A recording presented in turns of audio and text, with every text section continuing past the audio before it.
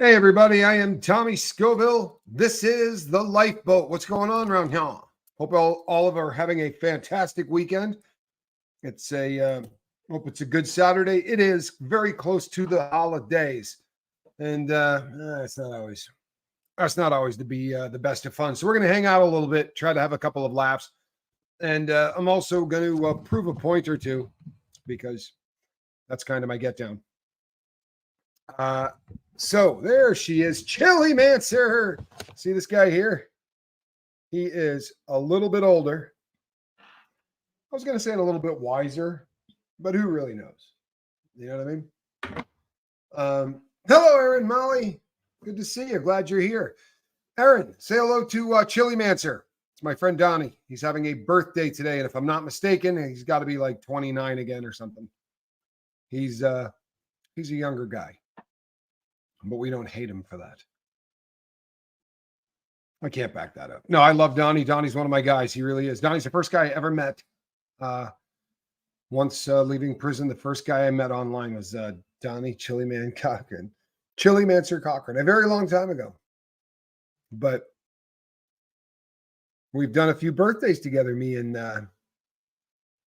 look, man, I had you in. You know what, Chili Mancer? Come on, brother. I had you in at 29. Nobody knew. And he just tosses that 37 out there like it's a thing to do. I had you at 29. I got a license plate that still says I'm 29 on it.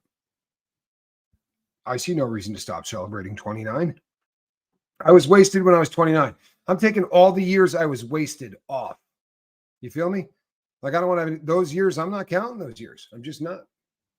And look at Aaron. Already getting the game. I love it. I love it when people understand the game. All right. Hey, Typical Paul, good to see you. Dennis, glad you're here. And Ganaski, hippie chick, glad you're here. Let's see. Rose Petal, Emma, Zach D. Hey, Mark, good to see you. Sweet Tea. When is my birthday? You know what? I don't even celebrate them. Happy birthday. Happy birthday. Happy birthday. There's a lot of that going around there, Chili Mancer. If I didn't know better, I'd think this was a supportive community. Look at this stuff. Would you please? My birthday is in July. I'm a Cancer baby, a July baby. Spence Calhoun, my son and my engineer, keeps everything going since Dad doesn't know what he's doing with computers. And we're going to do some hanging out. But you know what else we're going to do today? Today, I'm going to play for you a tape. Now, I know what you're thinking. We have all seen every single tape that there is to see. Hello, SJ. Good to see you. Glad that you're here. We've listened to every tape of Charlie Adelson talking to everybody that he can talk to. Fee Crispin, Lady Fee. Good to see you. Hey, Smitty. What's up? And we got Nola in the house. What's up, Dixie? Kelly, glad you're here. Sweet Liberty. Stay Spiria. Katrina.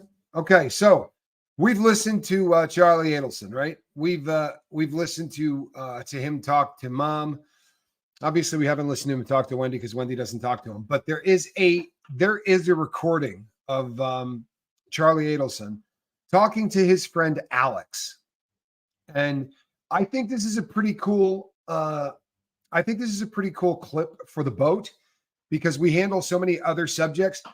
This is the hitman. If you're unfamiliar with the case, this took place in Florida, and this is the hitman who, in this particular audio, he has just been convicted of hiring someone to kill his brother-in-law, right, or his ex-brother-in-law, and they've got him on the unalive watch. Now, I think this is kind of cool because here's somebody that's in there describing what it's like when you get put on the watch, because I've talked a lot about it vis-a-vis the Epstein case, right? So because of that particular case where he was supposedly on the watch. Now, I showed you guys the pictures of what the Epstein, the unalive cell looked like. Spence Calhoun pulled them up the last time we talked about it. And when you hear Charlie describe what this what it's like, because he talks to a friend of his and he is on the walk when on the watch when this is happening. Kirsten, thank you so much.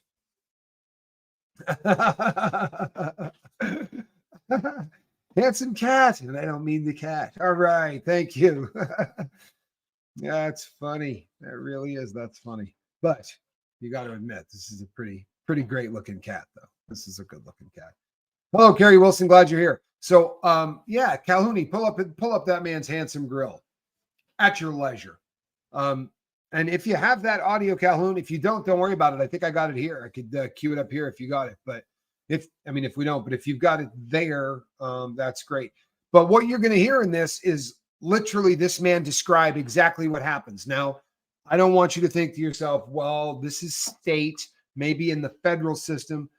The federal system sets the bar, right? How you deal with somebody who's been put on the watch, that's determined in the federal system. And then it gets disseminated down to every other prison in the U.S. Trust me when I tell you this, right?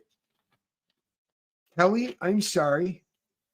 Haven't smoked in 3 days. Oh, my Lord. I am so sorry. Can we get some thoughts and prayers for Kelly, huh? Please. We get some ones up there for Kelly. Kelly, I'm so sorry that that's happening to you. I really hope that police are involved. Kelly, please. Please. And we'll support you. The whole, through the entire thing, I promise you. But yeah, that's awful. Thoughts and prayers with you. Got a lot of support from a lot of people here. Please. And I'm sorry, the cigarettes are impressive as hell, but please be careful, right? Please be careful and trust your instincts, right? Please trust your instincts. Situational awareness. Everybody, I talk about this all the time. Situational awareness. You know what I mean? We talked about this case the other day where the guy comes around the corner. If there is something in the middle of the road, right? Like a tire. If somebody loses a tire on their car, they don't drive away. You don't drive away without a tire. So there should be a car where that tire was. And I'm not talking ill of the dead. I'm not. But if I saw that tire and I had Spanx Calhoun or I had Cedar in the back seat, maybe it's just because I'm a convict, but I would have been in reverse and I would have been on that gas pedal, because it's what criminals call a choke point, right? Where you force something or somebody or a car or whatever into something where you can, when that person gets out of the car to get that tire, you know what I mean? But that's an extreme case. But I tell people, like, when I walk into a place, maybe it's just because I did so much prison time, but like, I can't eat in a restaurant if I'm not with my back to the wall. I really, really struggle with that.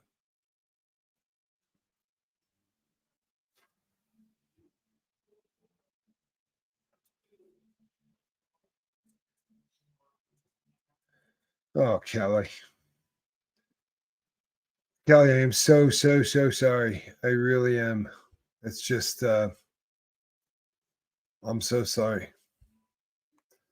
And please just know that we are here for you. And thank you for the support. I'm sorry, on the last chat, I got side. Kelly, we're here. 48 years. Yes, they quit one, and yes, relapse. Yeah, well, that relapse thing, people. I don't know. I guess I look at it really differently, right? If you stumble, right? I know people that there was the best example I've seen in a really long time was a guy on the boat, 24 years sober, and decided to drink. It was right around the 4th of July, and he had 6 beers and went, "Oh my God, what am I doing? What am I doing?" And like induced vomiting, freaked out, reached out to me. And then the next day said, "I have no sobriety. I'm starting from scratch." Oh, come on, man. Right? You stumbled for one day. Take a look at the last, X number of years. I don't view things the same way, I guess. Somebody on the boat said it. A woman from Ireland, just said, when you commit yourself to quitting, that whole process is quitting. You stumble a bit along the way. Look, it's different if you take off and go get wasted for 5 months. Right. Obviously, that's, you need to start probably keeping the track from scratch. But, I know people on the boat that have had, 2 episodes of drinking in 4 years. I mean, you start recounting. I would look at it as I've been trying to get sober for 4 years. I slipped up twice, not more than half a day each time, and then got right back on track. That just feels better in the recovery mind, doesn't it? Am I alone? That just makes a hell of a lot of sense to me. Maybe it's me. You know what I mean? Look, people, I'm not a guru. You know what I mean? I just I read a lot of theories, and these are the ones that kind of resonate with me. I just read the name Janis Joplin, and that always just freezes me in my tracks. Janis Joplin said, "It's all the same." Yeah, she did. I'm a big fan of Janis. Janis was incredible. Big Janis Joplin fan. Yeah, if you mess up, don't let that turn into a year out of recovery, right? Just shake it off. The problem is the stigma of starting over and the stigma of saying I relapsed and all that. Very often in recovery communities, there's so much stigma attached to it that people would rather just say, screw it. I'm not going back in there with my tail between my legs. We don't allow for any of that crap here. We just don't. Paul Sargent, good for you. Good for you, man. 650 days. You know, fantastic. You know, for you and for everybody that's going to stumble today, but go like this, right? And dust themselves back up and get back up and do it again. The official participation trophy of the lifeboat. Official because you know why. So there is our guy. There's Charlie Adelson. And we're going to play a call between Charlie and a friend of his by the name of Alex. And you're going to listen to Charlie describe to his friend what it's like being on the unalive watch in there. So pay attention when he starts to describe the surroundings and all of that, because this is exactly what I've been telling you. This is what Jeffrey Epstein's crime scene, or whatever you want to call it. This is a free call from Charlie. Hello. An incarcerated individual at the Leon County Jail. This call is not private. It will be recorded and may be monitored. It's not a great recording. This should be a private call. Please sign up and follow facility instructions to register this number as a private number. To accept this free call, press 1. To refuse this, thank you for using Securus. You may start the conversation now. It gets better.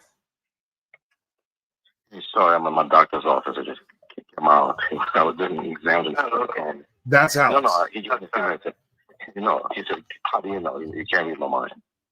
So I got a few minutes until he calls him back in. Okay. So, you want me to set a time for me to call you? No. Let's talk. We got a few minutes. Let's talk because I don't know how long. So here's the problem with these recordings, okay? Charlie is going to be in a room with a box on the wall. So there's no receiver. Because of that, the speaker that you put your ear against and where you talk is the same device, if that makes sense, right? They don't want a receiver because people always break them, and in the shoe, you can't be trusted with anything is basically what they're telling you. So there's just a metal box on the wall. It's got the keypad, but then it's just got a hole on the wall with a spot on the wall with a bunch of holes in it in this metal box. And you put your ear to it to listen. And when you move your head and talk into it, the microphone becomes the speaker. So the recordings from those kind of calls are awful. They really are. They're awful because there's always a brief period between where the speaker goes back into becoming a microphone. It's really kind of a terrible thing. Kelly, you be blessed too, please. All right, here we go. Well, I'm going to be here for. Okay. Ali B from Tennessee said, "Oh, I thought he had a tablet." He is right now on this particular call. He is on, you know what? We're 15 minutes into this. Let's see what happens. He's on suicide watch. All right. That's where he is at. So there's no tablet. When you're on the watch, just like Jeffrey Epstein's cell should have been, there's nothing in your cell. And you're going to hear him describe this. All right. But the reason that the quality is bad, if he had his tablet, right, if he was in GP, but he's not. This call was made immediately after his sentencing. You follow? So, well, I'm sure, Allie, that everybody else thought the same thing, you know? So anytime I see a comment, there's normally more than one person thinking the same thing. It has been reported, and we know from other calls that he was able to use a tablet. Also, very often, the recordings are terrible quality. You know what, man? That's a great word. I don't know that I've ever used it or heard it before, but I dig it. Yeah, I mean, that pretty much sums him up, doesn't he? But as he's talking to his friend, really pay attention to what he is describing, because he's describing the crime scene that we should have seen in Jeffrey Epstein's cell, right? They're both on suicide watch. They're both supposed to be in a cell that is exactly designed, and the policies are the same from one cell. I mean, from one prison to the next to the next. There's no such thing as, oh, well, we do it this way here. I promise you. I've seen it in the state. I've seen it in the feds. I've seen it in so many different places. And it is the same thing every single time. So you're going to hear what the Epstein cell in theory should have been. No, he's gonna call me. I'll tell you when they grab me. I'll let you know. Yeah, I think there's a blood work or some testing here, so they're waiting for the blood people to get me. So that's a good thing. I got that. Sorry, I just want to keep your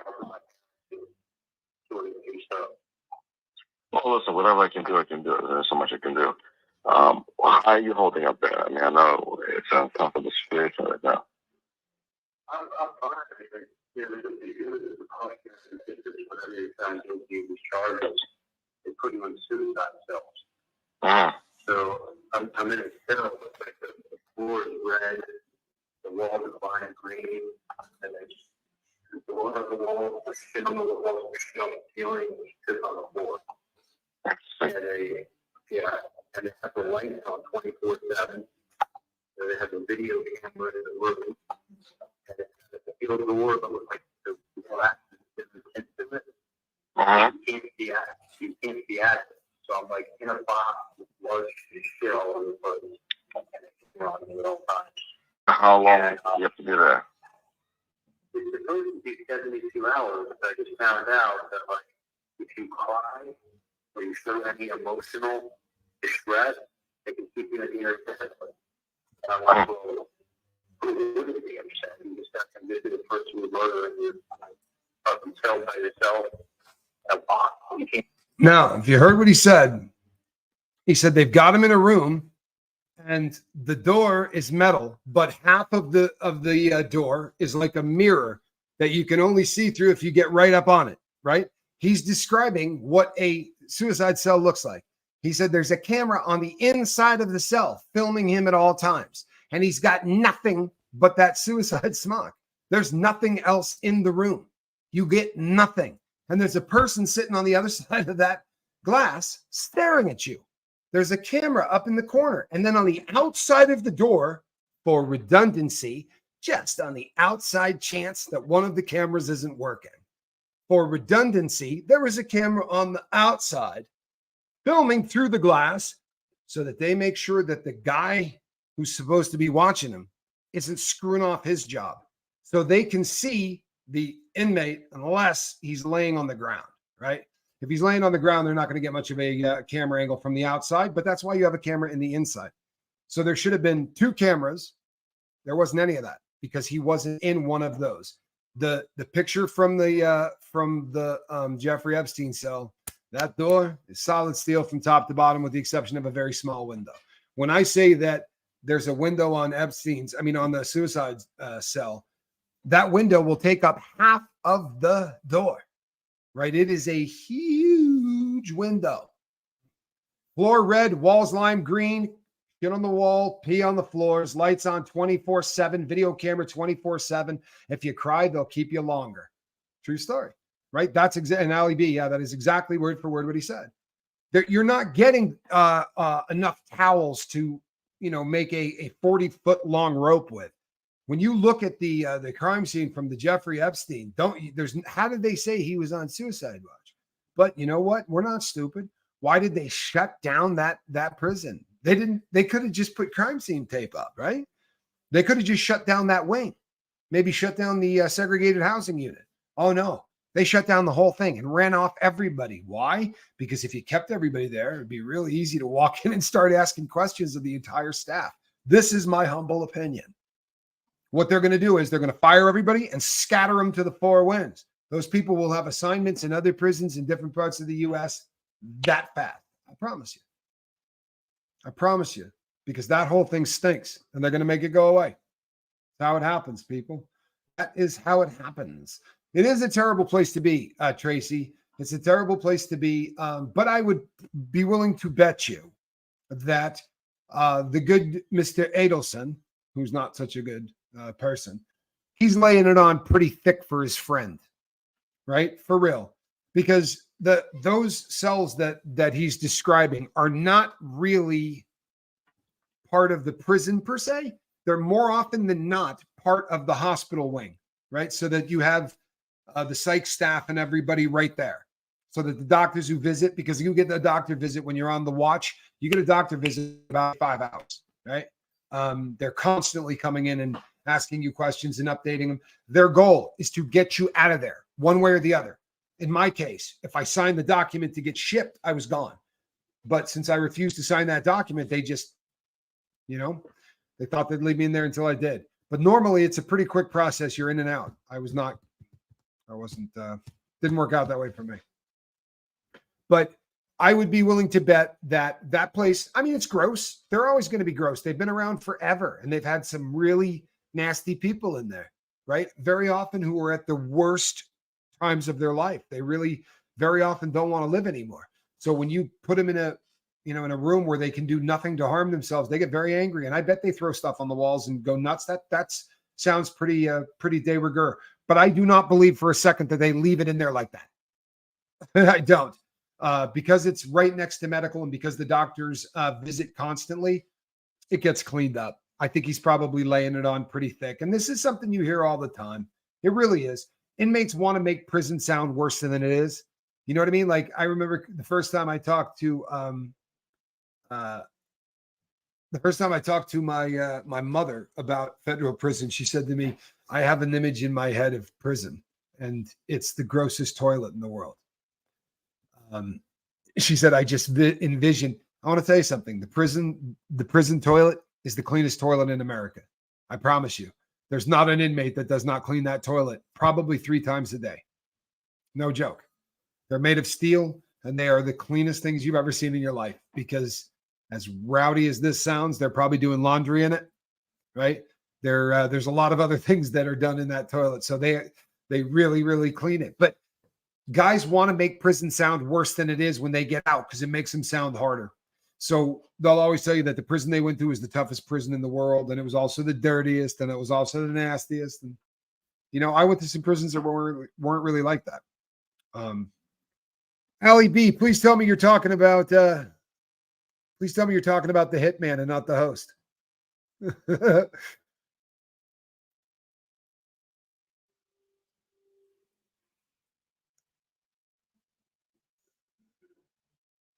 Yeah, a lot of wash gets done in the toilet, people. I mean, if you want to keep it real, an awful lot of laundry gets done in the toilet. Here's the thing, and I know that sounds nasty, but you know what ends up happening? Yeah, Eileen, it sounds really gross, doesn't it? But the other option is you're going to put your laundry into a laundry bag, and you're going to throw it into laundry in the morning on your way to chow. Then they're going to wash your laundry, which never leaves the bag, by the way. They don't, it's not like you're taking the clothes out because it would look like everybody else's clothes. So you have it in a mesh laundry bag and you tie it up and you throw it in and your stuff gets washed with how many other people's whatever and what they do with their clothing and their sounds gross. It's almost grosser than the toilet. So a lot of guys would just rather do their own laundry. And I mean, they're not doing t-shirts in the toilet usually. Those get done in the sink, but do people really make toilet wine? It's a great question, isn't it? Because very often it is called toilet Merlot and things like that. So yeah, we absolutely made wine in the toilet, but the wine never makes contact with the toilet water. What you have is 2 bags. So there's an inner and an outer bag. and you put all the ingredients for the stuff inside the bag, which would be oranges cut in half, or apples. Apples have amazing amounts of sugar in them. Oranges have amazing amounts of sugar in them. They're actually bred for the sugar in them. So if you take fruit and you put it in a bag and you throw water in on it, and then a kicker, a live bug of some kind. If you have yeast, that's great. If not, you got to make it, right? But you throw that in, and that's what you make the wine in. But you put it in the toilet because the sink and can't run over, right? So if you start running hot water into the sink, it goes into the toilet, right, through a hole in the back. So what the convict does is he jams the hot water on, right? Because it's a push button. So you get it so that it jams on, and you run hot water into the toilet. Now you take your bag of wine and you put it into the toilet, and you put a towel over the top of it. And now what should take, say, 72 hours, right, to make, if you just put it up into the roof or whatever and let it sit, normally you could blow a batch off in under 2 days. So guys prefer that because over the course of a week, you can make wine 3 times. And the people who are making it aren't drinking it. The people that make wine in prison make it to sell. That's a hustle for people. We talked through the pipes and vents. Jeff spent some time in Lewisburg, where I was talking about the special management unit the other day, where I did my time. Lewisburg is such an old penitentiary that the vents, they used to call it the phone, right? The phone system. So you could talk to the guy across the hall, and you could talk to the guy downstairs. So basically a 6-pack of cells going up and down. And the vents were so big that when you sat down and looked across, you could look into the next cell.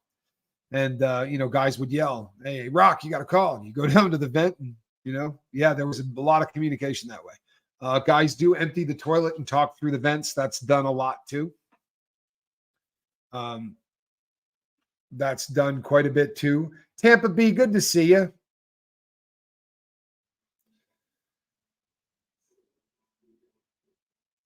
Hold on one second. You know what? I'll tell you something. This is something that I am absolutely in firm belief of. I would rather be in prison than jail anywhere in America. There's not a jail that I would rather be at than a prison, because jails are terrible. The jails are not run by the inmate, right? Prisons are run by the inmates. And as bad as that is, there's some structure. And when you get to the county jail, it's run by who's ever running it. And if they're good people, then the jail runs good. And if they're not good people, then things are bad.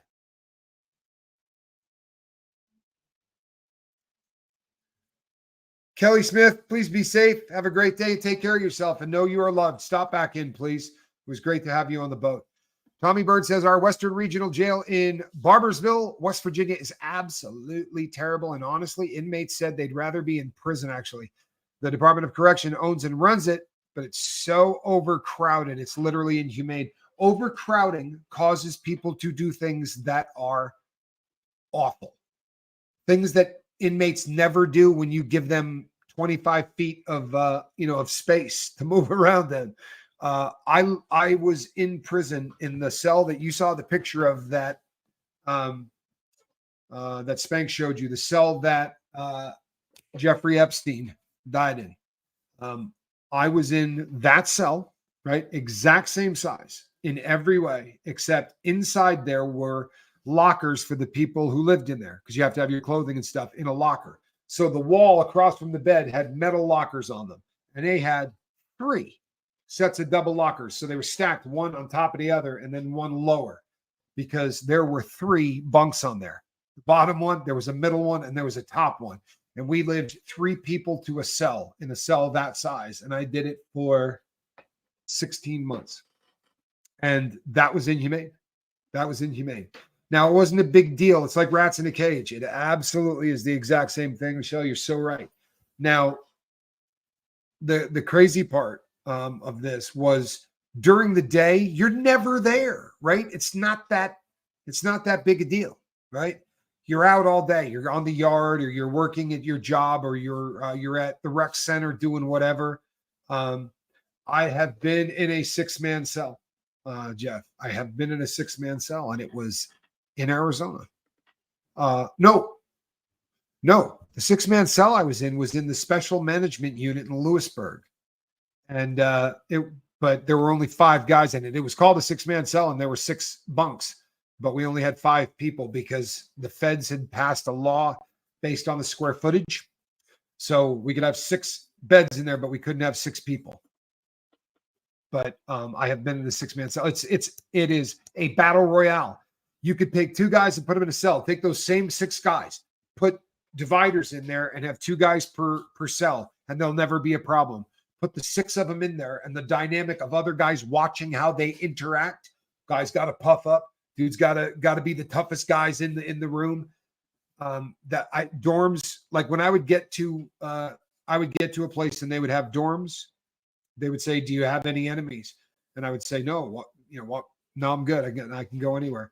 Okay, because we have a dorm facility. I'm like, but I'm going to make an enemy as soon as you put me in that dorm. Like, send me to the shoe, right? Put me into the shoe where they've got cells because I'm not living in a dorm. I can't do it. I can't do dorms, man. I can't do it. I don't like being around that many dudes when there are walls in between us all. I went to Pahrump, Nevada. It's a layover spot in the feds. Going from one part of the country to the other, you go through Pahrump. It's in just south of Vegas. And I was going through there, and there was 126 guys in one damn room. 3 bunks of sets of 3, and just as far as the eye could see. And I said, you know what? Can't do it. Good Lord. Every cell in the pod had at least 1 dude on the floor. A few actually had 2 floor guys. I went into the first night with 33 people in the holding cell. Absolutely no room to even lay down. I have been in holding cells like that. I was at one in Houston, Texas, on Memorial, the jail on Memorial Street in Houston, Texas. I was in a holding cell that looked like the mosh pit at Lollapalooza. It was literally impossible. You could not sit down. You could not get to the bathroom. And prayers for Scooby now. Hey, Scoob. It is disgusting, sadly. And it's I understand that people that break the law need to be dealt with. I've never been one of those guys that thought I shouldn't go to prison. Please don't misunderstand. I needed to go to prison for what I did. Broke the law, got caught, should have gone to prison. That's just it. But once you get incarcerated, yeah, it's hard keeping your chin up too when you're sick, to be sure. But thoughts and prayers with you, Scoop. But how they treat you when you get in there. I mean, look, I'm supposed to be punished. The idea is they're supposed to protect society from the convict and the things that he's doing illegally. I was stealing stuff. So you got to protect society from me. I get that. Right? Everybody in prison says they're innocent. You've definitely been. Because everybody in prison says they're innocent. And even the ones who say they're guilty say, well, yeah, no, I did it. But the only reason I'm in here is because my wife called the cops on me, or my girlfriend, or my business partner did this, or you're in prison because you broke the law, man. You're not in prison because somebody told on you for breaking the law. That's like really messed up thought, right? Yeah, Jeff knows better. I mean, and here's the thing. You know why Jeff's on the street and everybody that Jeff knows was in prison is still in prison? Because the people that realize that I put myself here. I don't care who called 911. If I wasn't breaking the law, I mean, I didn't get caught in the act, but you know what I mean? Every jail I've been in Central Ohio, I was on the floor. They usually call those things tubs or boats. And they have a little plastic thing that looks like what a paramedic would carry you on if you were in trouble. And it's a bed. And I've been in many a county jail where, like, I got busted in Nevada. So on the 4th of July, they would bust out 100 of those. And like I said, I worked the intake unit. And on the 4th of July, the intake unit, we would have every single spot on the floor covered. But somebody said earlier, that's disgusting. Let me tell you disgusting. Let me tell you the world that we live in. And Tommy Bird and I have talked about things like this before. If you get thrown into the joint, or you're in a county jail waiting to go or whatever, and you're paying attention to the things that are going on around you, they used to call down from the front desk to ask us how many people we had in intake, right? How many open cells have you got? Why? Because we're going to keep this next guy that just got arrested here, or we're going to let him out on his own recognizance based on the availability down in the intake unit. That shouldn't happen. It's not a business, right? It's not a business. You should take somebody in and arrest them and keep them based on their crimes, not based on what's the availability down at the old Hotel Gray Bar. That was disturbing as crap to hear that. But I was in there for almost 14 months. So I watched this happen like every day. I watched them call down and go, how many we got? You have cat scratch fever, Tampa B. You can get very, very sick from scratches of kitties. It has happened to me in the past. These days I am blessed because Squirrel has never once scratched me. Knock on wood. Truthfully, never has. Doesn't bite me. She scratched me once by accident.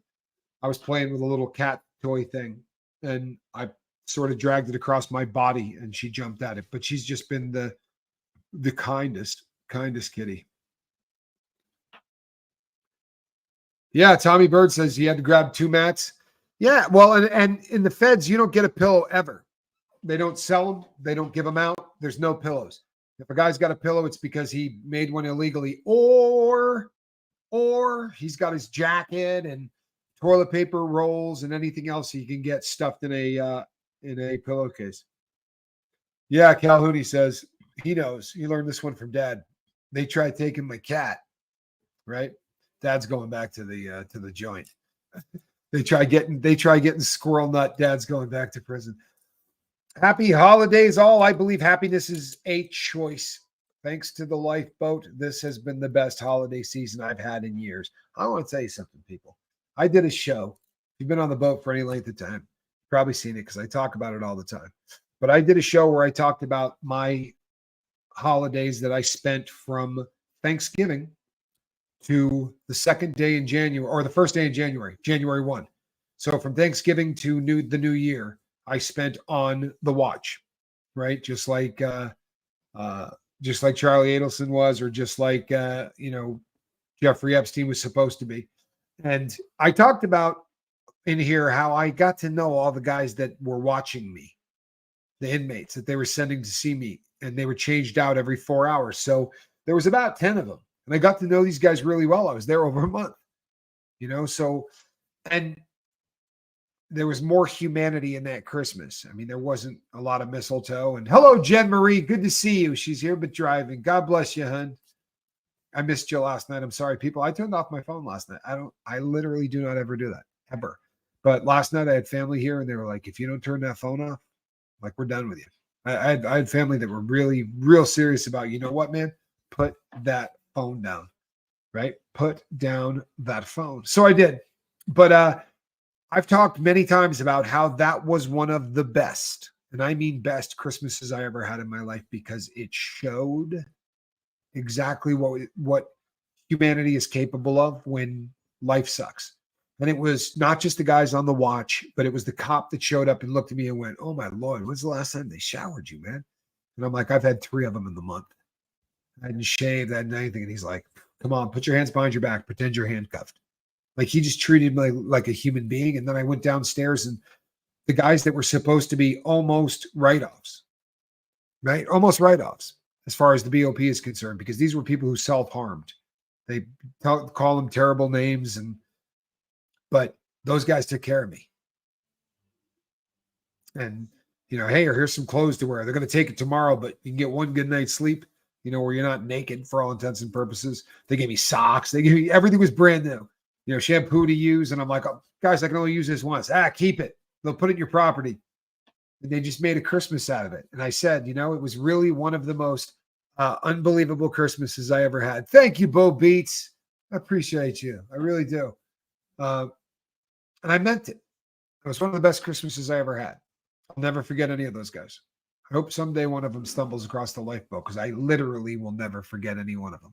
They tell me a little of their story, and I know every one of them. But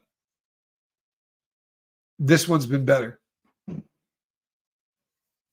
I'm not kidding. This has been amazing. And I'm not going to lie to you, people. I don't know if you've been keeping score, but since we started the holiday run about 25 days ago, counting me filming on other channels and going to other places, we've been able to, in 25 days, we put up about 85 hours of content for people to come together during the holiday season. And you know what? Feel pretty good about that. I might misspell a couple of the words in the descriptions from time to time, and Lord knows the intro is never the same way twice. We haven't quite got that mastered, but we're pretty damn happy with the message, and we're going to get through the end of this month, and then we're going to pump the brakes a little bit, and then it'll be Johnny Scoville's turn to go completely berserk because he's got a reality show coming out. My brother has a reality show that is coming out, and all the advertisements and everything starts running on Hulu and Disney and all of that in the next 5 days, 6 days, something like that. And then I think on the 22nd of January. But I will be laying it down right about the time that Johnny is really going nuts. Doesn't mean that the boat won't be doing what the boat does. It won't be doing 90 shows in 25 days. I promise you that. Connie JJ, the lifeboat has been so helpful for me this holiday season. You know what? That makes my heart swell. I don't think you have any idea. It really does. What is his reality show about? It's about 8 episodes, if I'm not mistaken.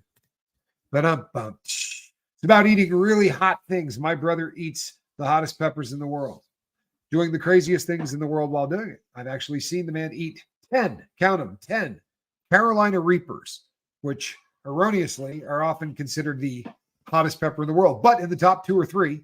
And he ate them while falling out of an airplane. Well, there he goes, 10 episodes. You know what? Johnny's going to be on tonight. You guys can ask him a bunch of questions. Tommy, we need more of you and Reese. You do? Well, you got to tell Reese that. Well, I'll tell you a secret right here, right now. All right. I would hop on a show with Reese anytime Reese asked me to. Plain and simple. I would happily do a show with Reese as often as we could do it. But I think we've committed to doing at least one a week. So we'll have another one next week to be sure. And Hummingbird. Man, I love you. I hope you're feeling good. Hope you're home and feeling good. You know what? Aaron has been a good influence on me, Bo Beats, to be sure. Yeah, he really has. And you know what I mean by that? I'll be really honest. The greatest thing that happened to the boat was, meeting Aaron and getting into that circle of friends, right? Because the lifeboat worked for me because no, Bo Beats, this makes so much sense. This makes so much sense. You're going to love it because this really does. This was a pivotal part of the lifeboat. I can't just jump into anything, right? The drug thing is deeply personal to me. Everybody I know is dead. If they're not, they're in prison, with one exception other than me. There's just nobody left, right? So when I started to talk to Aaron and do it just kind of as a consultant on the true crime end of things, and we had a friend in common, so we started to talk more. But I'm as pissed off about the Scientology thing as I am about the fentanyl thing, right? And I needed something that makes me that angry. And people who don't understand that don't understand the lifeboat. Because if you look at what they do, we preach the exact opposite, right? You would never, ever want someone disconnecting from their family. Even if their family is toxic, we'll say, get away from your family. Don't burn the bridge, right? Just communicate with them and say, look, right now, I can't be near you, man. Right now, I can't be near you. Let's see what happens down the road. Don't burn the bridge, for God's sakes. Connection's never a good thing. Sometimes we got to get away from someone for a minute, right? But I'm never speaking to you again.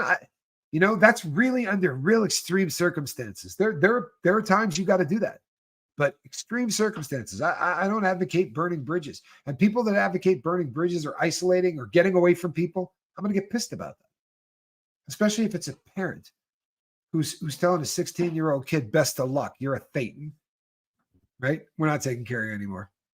You're an SP. But on the bright side, you're a fully actuated alien, life form that can't be killed. That's 1 billion trillion years old, right? Blah, blah, blah. good luck in your life. And that's happened more often than you can imagine. So that made me good and pissed. But what it did for the boat was we jumped the curb. And the boat, we had an opportunity for a lot of people to see what we do. And that has really sort of spawned so many other opportunities to take this message farther. It's a pretty simple message, man. It really is, the connection thing. I mean, we're not reinventing the wheel. We're not splitting the atom, and we're not talking about anything that we came up with. I love that. Triple double one can kick it. You can hang out. I like your comments. I really do. They seem very well thought out.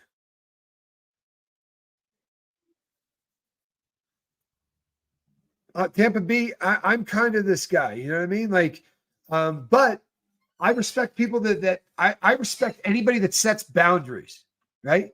I respect anybody that sets boundaries. If you got to set boundaries, right? It's huge. But if there's a difference between setting boundaries and I'm not allowed to talk to you because you don't believe exactly what I believe. I'm sorry, effing what? Right? Are you kidding me? Are you kidding me, man? I want to talk to people that don't believe what I believe.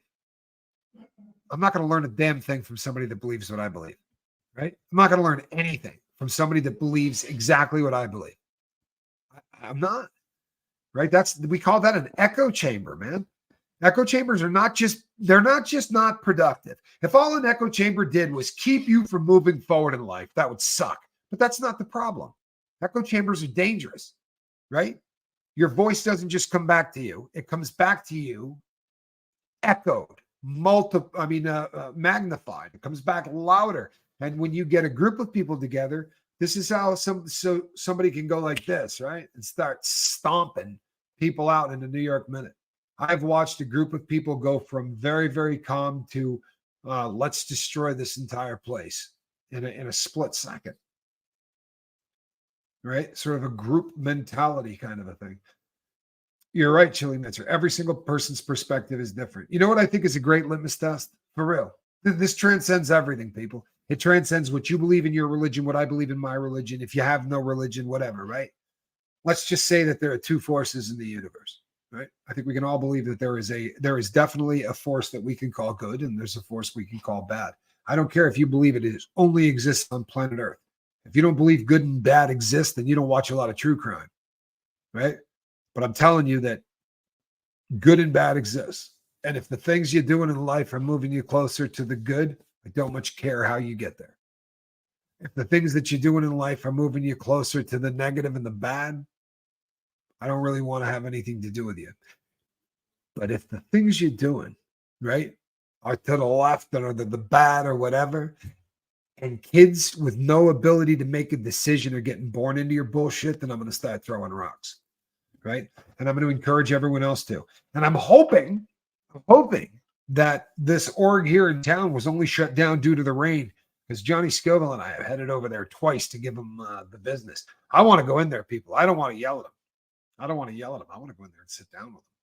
I'd like to go through that entire profile and just really kick it up, throw on the personality, and shoot the BS with this guy until we're the best of friends. I mean, really lay it on thick, hang out with him. And then at the end, go, hey, listen, I spent a lot of time on YouTube.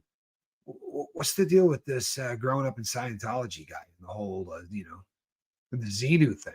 Like, you're hip to this, right? Here, check it out. Let me pull this crap up on my phone. Like, I'm not kidding. That's the kind of confrontation I want. Like, I want to get in there and hand the dude Aaron on a phone and be like, what's the deal with the Xenu stuff? You saw it on South Park. How did you not see it on South Park? Like, to me, that would be a lot of fun. That would be a pretty good time. Like, if they could then get on there and start scrolling down Aaron's stuff and see the Tommy Scoville picture right next to him, find out that you just let an SP in the building. You do realize that. Like, I'm the reason that all bad things happen on this planet. Huh? How does that make you feel? Huh? The old SP badge? Where is it? There we go. Yes. We are the reason bad things happen on planet Earth. Just ask any Scientologist. You know what I think SP stands for? A sober person, man. It's a sober person. Question I'm new and was wondering if you know of a person or channel like Quiet Girl who might talk with me. Well, Quiet Girl's a pretty decent bet. But there's a bunch of people. Listen, what you got to do is this. It's very difficult to network Debbie from here, right? Because if you put your email address up, right, bad things could happen when the entire world gets it. This is why we have a place like the Facebook thing. You don't have to hang out there, but you go over there so you can exchange information with people because there's other people that want to connect, right? It's cool to connect here, right? In the comment section. That's fantastic. But the reason we're setting this up and the reason that I've got the next generation setting up things like the Discord server and all of the other things that we're putting into place is so that at any given time, you'll all be able to go somewhere where you can literally connect around the clock because connection can save you from doing a stupid thing, right? Connection can always keep you from doing a stupid thing. Oh, man. So this is actually a fairly decent question. There was a cop who used to like to take the letters that I wrote to my girl or the ones that she was dropping off to me and just act really foul with them. Like he'd sniff them and make really disgusting remarks. And but it was really funny because I said to the dude, I'm like, you know what, man, it's a small world, you know, and I'm back here for punching a cop in the face. Like that's why I was in the hole, you know.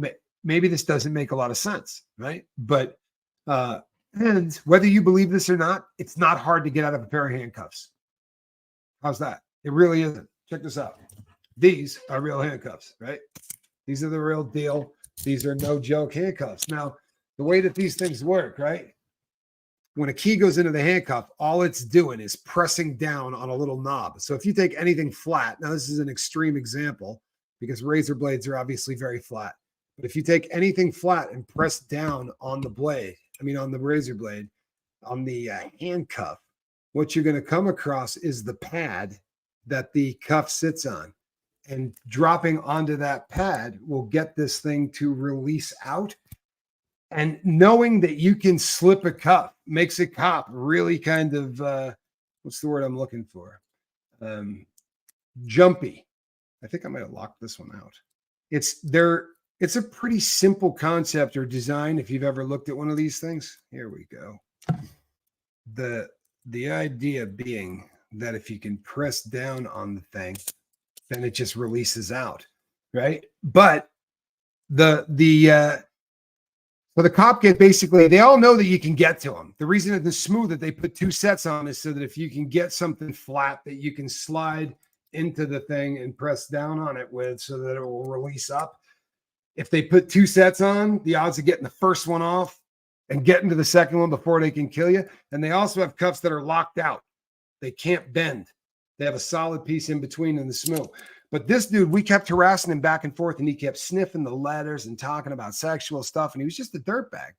So my cellmate, who was an older guy, was like, no, here's what you do, bro. He goes, they always assume that anything we're pulling across the hall is contraband, right? Drugs, whatever. He said, and this guy watches on the camera. Most of the cops don't care. Like you could pull the stuff in while they're walking down the hall. As long as you don't as long as they're not stepping on it, they're not going to say anything about it. Like they don't care. They know you're going to do it. But this dude used to always try to catch the cars, pull them, whatever. And this dude took a manila envelope and he filled it up with Vaseline and shampoo and all kinds of crap in it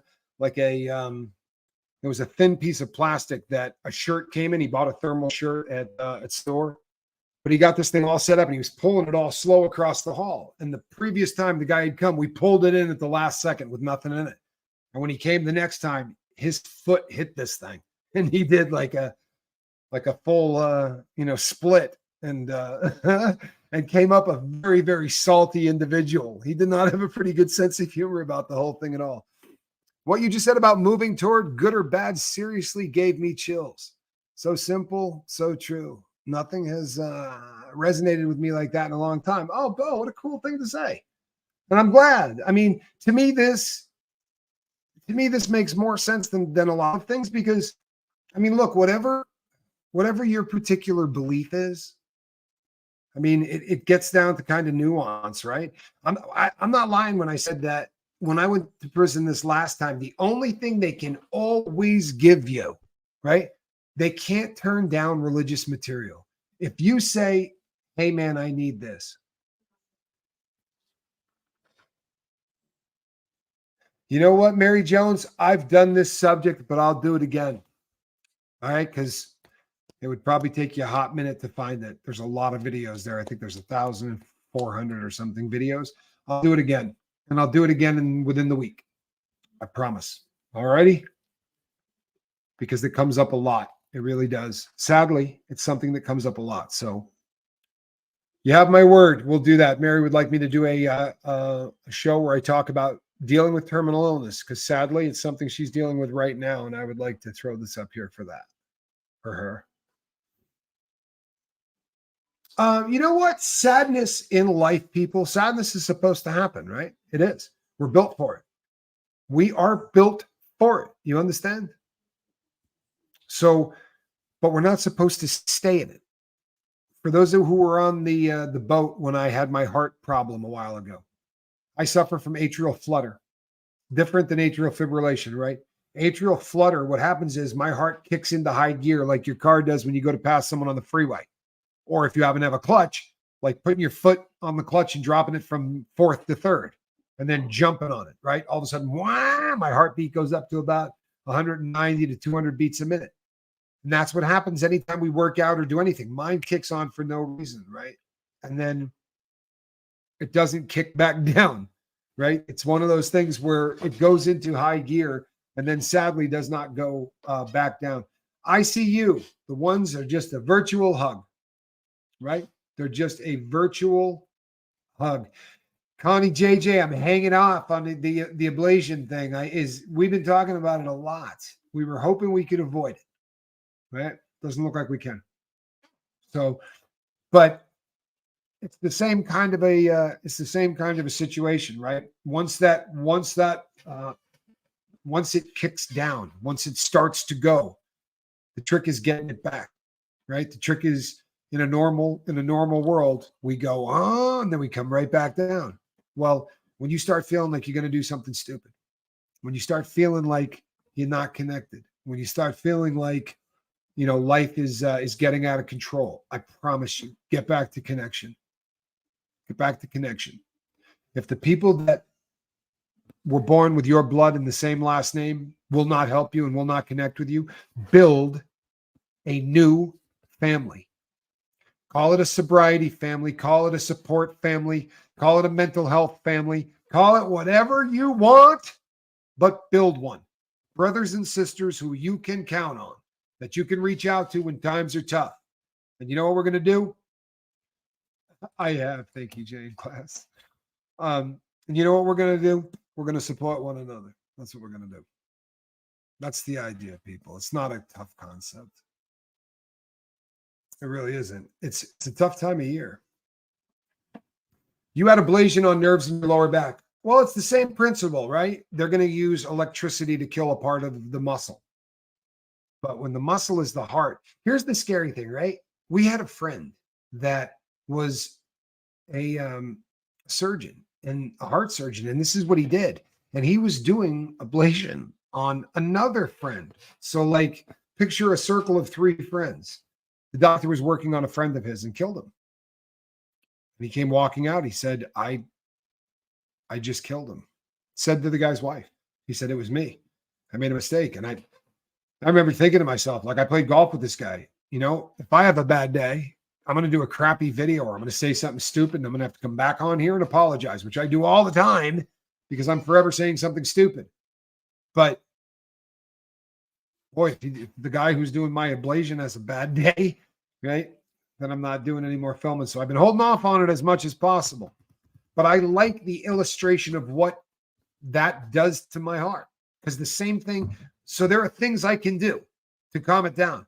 Like the first flutter I feel of the day, you know what it's telling me? I haven't had enough water. I promise. Sometimes I get wrapped up doing this, right? But if the flutter starts coming on, it's because I'm dehydrated. I have found that if I keep myself saturated with water, I don't get it.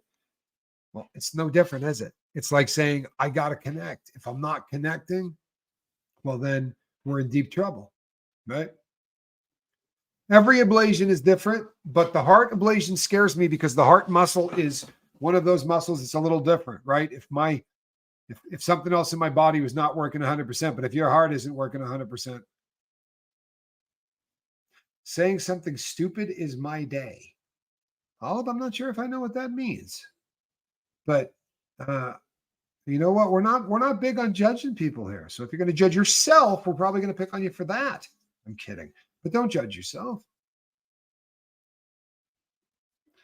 SJ, far too many syllables. Come on now. Talking to a convict. Dumb that down for me. You have a heart thing too, do you? Ever see Mark Twain Island, all cats? No. Where do I find this Mark Twain Island? 7th, good to see you, my friend. Hello, Lisa Marie. Merry Christmas to you too. Glad that you're here. I don't know that I've ever said hello to you, Lisa Marie. If I have, I apologize for not remembering it. My the old gray matter, it ain't what it used to be, or something like that. Sadly, my memory used to work a lot better than it does. But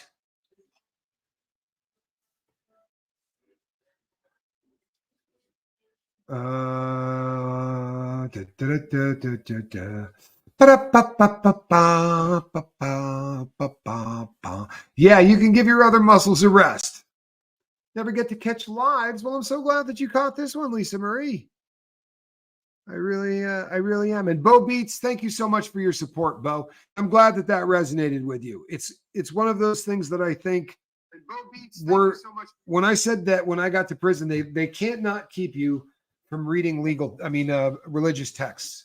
When you're in the shoe, where you're anywhere, you can't, they can take everything from you. They cannot take a religious book. So I read all of them. I'm not kidding. I read every single one of them because I was kind of trying to get back into the spiritual aspect of who I am. And I thought, I kind of believe what I believe because the people before me believed it, right? So I kind of went out and tried to see what everybody else was doing and maybe make my mind up after doing that. One of the things that I found is there are some recurring themes that go through every single one of those texts, right? And a lot of them are treating other people the way you want to be treated. That's a big one, right? So what's funny is everybody wants to argue over the minutia of all of those books, but they don't do the small stuff, or the big stuff anyway. They're not doing the big stuff, treating others how they want to be treated, right? Never hurting the smallest among us, never doing anything to the kids. Like, that's the big crap. We want to argue about, how you eat this food or how you prepare that food. It's absolutely freaking ridiculous, if you ask me. Truthfully, it's absolutely freaking ridiculous. But here, right here, we can control that to some degree. We're all going to be nice to one another, man.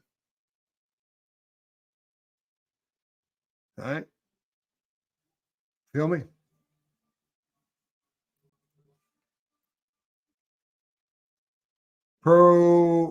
Propanol last week for my stinking migraines. Propanol. So far, so good. J9, fantastic. It's working for you. God bless you. I like to hear that. I really do. I don't know. Just I'm getting into the harm reduction on the migraines. I'm gonna need to get away from. Eve, thank you so much. Really appreciate the support. Thank you, Eve. What I'm gonna do is I'm gonna get away from the screen when that starts happening. Thank you, Eve. Laura Lou says, what did I speak about when I was a public speaker? I did what's called business opportunity public speaking for the most part. I also did motivational public speaking for big companies like IBM or companies like that, where they would hire to bring in somebody to motivate the sales force to sell better. Like, I did that. And I did primarily business opportunity. So when you see the infomercials that say, I made $25,000 in 3 weeks using, so-and-so system. Well, that was me. Success rate of heart ablation is 90%. Let the doctors do their work. Oh, and I'm nearly sure you have someone to trust to look over you. I have someone to look over me, to be sure. Thank you so much, SPTV Tattoo Warrior. I love you, Barb. Now, I know the 9 out of 10, see, I spent a lot of time gambling, right? And I was usually the bookie, not the guy gambling. But 10%, right? So a 14 parlay is 14 to 1. You know how many times I got my wig split on a 14 parlay at 14 to 1? I'm telling you, 1 in 10 is scary. 1 in 10 is scary. 1 in 10 is scary. But I'm probably gonna, I mean, at some point, I may have to do it or get a pacemaker. Like that would be the other option, right? Is to get a pacemaker defibrillator. That might be the way I go. But we will see. I promise. Yes, I have heard the latest on the Epstein list being released is as of right now, as of Friday, it is scheduled to be released on the 31st of December. Lisa Marie, you have a defibrillator? My dad did, and it did absolute wonders for him. I mean, it was something that did wonders for him. So it's I'm looking into all of it. All polydactyl. You know that in theory, so they say, you can thank Hemingway for all of those cats.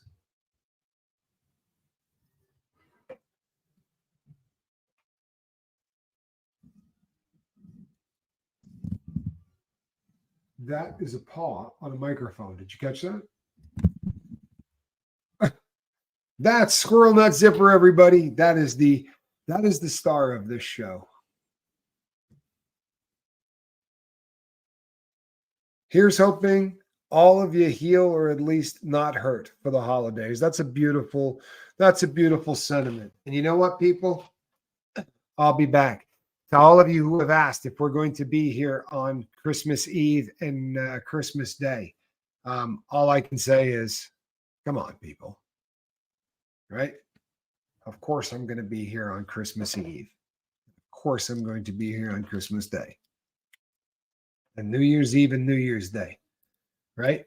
Gotta have a place to go where everybody is sober. I'm Captain Tommy. That was a cat in the basket. And on the other side of the glass, the younger version of Captain Tommy, Spanks Calhoun. Spanky, you're looking pretty sharp, man. Like that.